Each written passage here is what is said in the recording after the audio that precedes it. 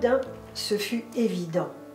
Là, sur le trottoir, je passais mon temps à chercher à plaire, m'ingéniant à affirmer ma propre gloire. À peine étais-je assis quelque part que déjà j'établissais mes plans, cherchant les repères. Ça alors, quelle énergie cela me demandait. Le comble, c'était hier soir, une petite réunion entre amis. J'avais passé toute une partie de la nuit à convaincre l'assistance du bien fondé de mes idées. Résultat, pendant que les autres dansaient, je m'étais retrouvé incompris au milieu d'un petit cercle qui se demandait si j'avais bien tous mes esprits. Pas de doute, c'est en cherchant à leur plaire que je les perds. Quelque chose ne tournait pas rond, il fallait que j'en parle à César. La réponse ne se fit pas attendre.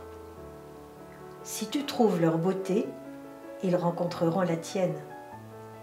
Et si tu les écoutes, ils croiront que tu as parlé. Cette lettre résonna en moi de plein fouet, m'imposant le pressentiment d'un nouveau Jacques.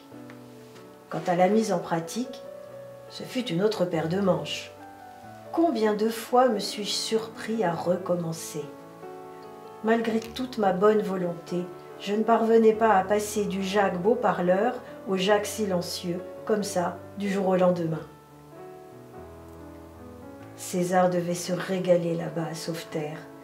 À distance, il assistait à tous mes déboires, m'aidant à traverser la forêt vierge d'un quotidien semé d'embûches. Après Jacques le beau parleur, il y eut Jacques le susceptible, puis Jacques le meilleur. Il y eut aussi le gentil toutou Jacques, trop gentil pour être honnête, et Jacques le toujours malade, préférant prendre de la température plutôt que de donner un baiser. Vers la fin de cette époque, César m'envoya une de ces courtes lettres dont il avait le secret. Écoute le jeu. Si tu demandes « Miroir, suis-je le plus beau ?» Bien sûr, il répondra que non. Mais ne sois pas bête. Si tu es vu, alors tu n'as plus à te cacher. Au lieu de paraître, enfin, tu peux exister. Toi seul y auras gagné. Signé César.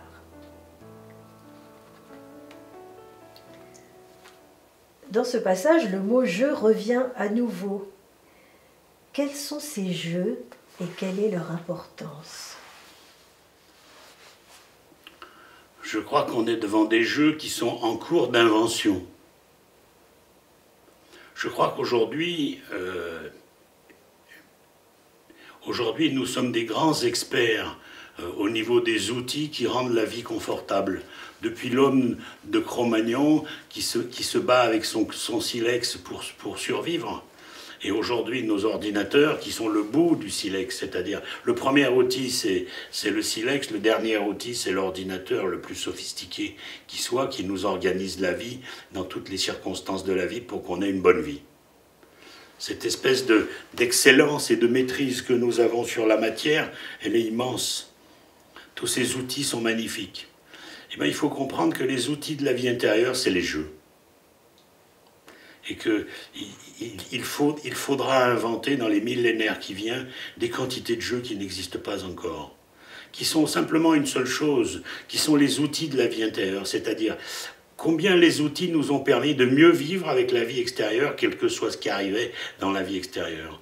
Il va falloir inventer des outils-jeux qui vont nous permettre de mieux vivre avec la vie intérieure, quel que soit ce qui arrive dans la vie intérieure.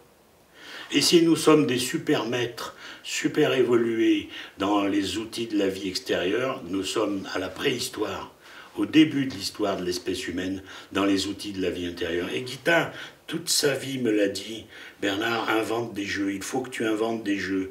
Il faut toutes les formes que les vies spirituelles vont prendre ne sont que des règles du jeu.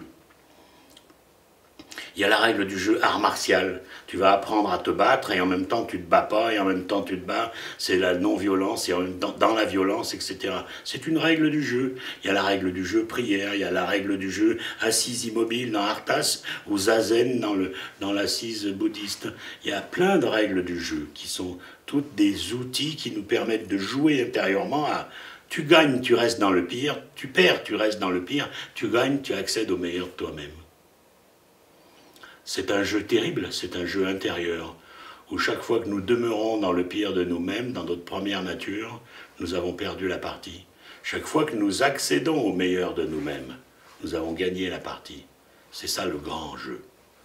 Le grand jeu, c'est en toutes circonstances, surtout si c'est ordinaire, est-ce que tu es capable de passer de ta médiocrité à ta grandeur, de ta petitesse à ta grandeur. Si tu restes dans ta petitesse, tu as perdu le jeu. Si tu accèdes à ta grandeur, tu as gagné le jeu. Mais je crois qu'on est seulement au début de tout ça. Et que même les outils les plus sophistiqués de nos voies spirituelles actuelles ne sont que des silex de l'existence intérieure.